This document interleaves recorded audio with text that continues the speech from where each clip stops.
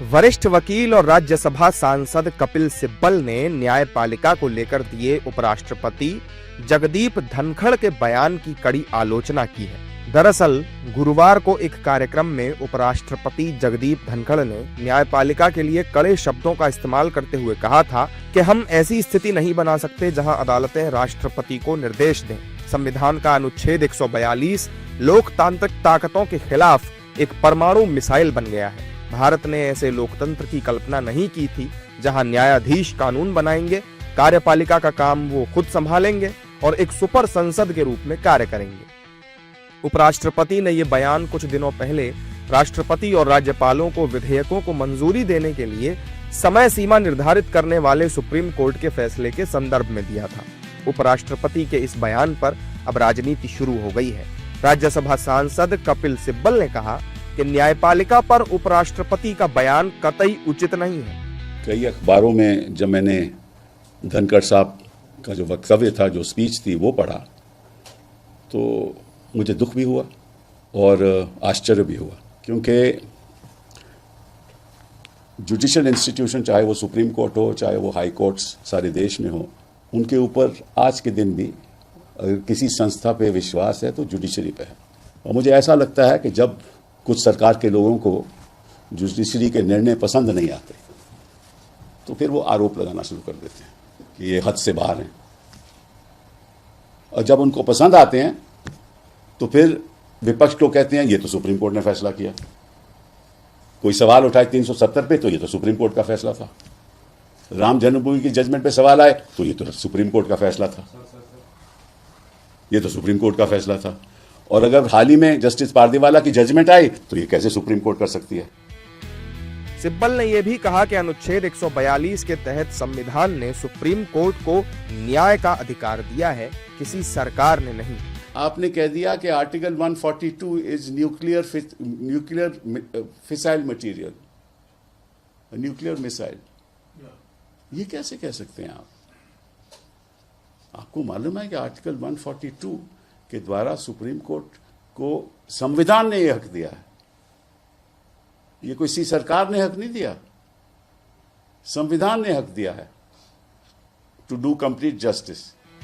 इसके साथ ही सिब्बल ने राज्यों में राज्यपालों द्वारा विधेयकों पर हस्ताक्षर नहीं किए जाने और उन्हें लंबे समय तक रोके रखने पर भी सवाल उठाए।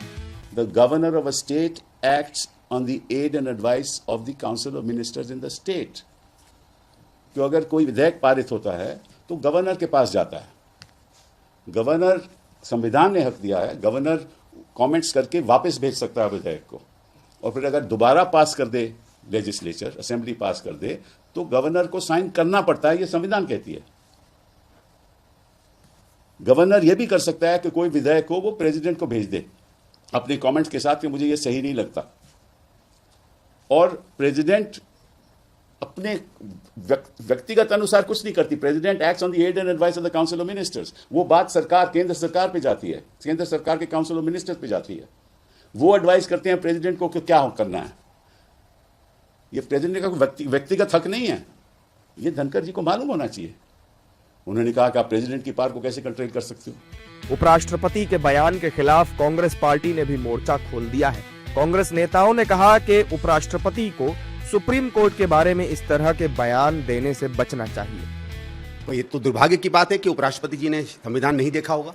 संविधान में सही कहा है कि अगर सुप्रीम कोर्ट को, किसी को लगता है कि कोई ऐसा कानून बना है जो सुप्रीम कोर्ट की धाराएं या उसकी रूह के अलग जलता है, तो सुप्रीम कोर्ट जा सकता है। और वे लोग गए हैं और सुप्रीम कोर्ट को लगता है कि इस पर सुनवाई होनी चाहिए। बहुत से कानूनों पर सुनवाई हुई है।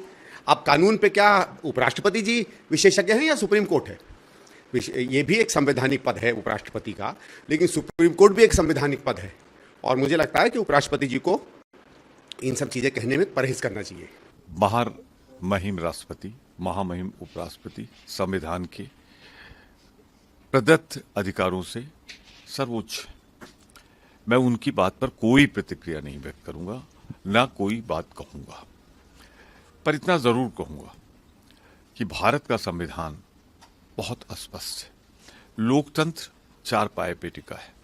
न्यायपालिका, कार्यपालिका, पत्रकारिता और विधायिका, सबके अपने स्पष्ट अधिकार हैं, उनका हनन नहीं होना चाहिए।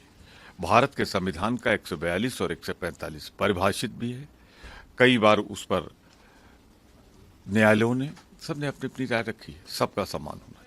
विपक्ष का यह भी कहना है कि जब सुप्रीम कोर्ट सरकार के पक्ष में निर्णय देता है तो सरकार में बैठे लोग उसकी तारीफ करते हैं, लेकिन फैसला अगर खिलाफ हो तो सर्वोच्च न्यायालय पर सवाल उठाने लगते हैं।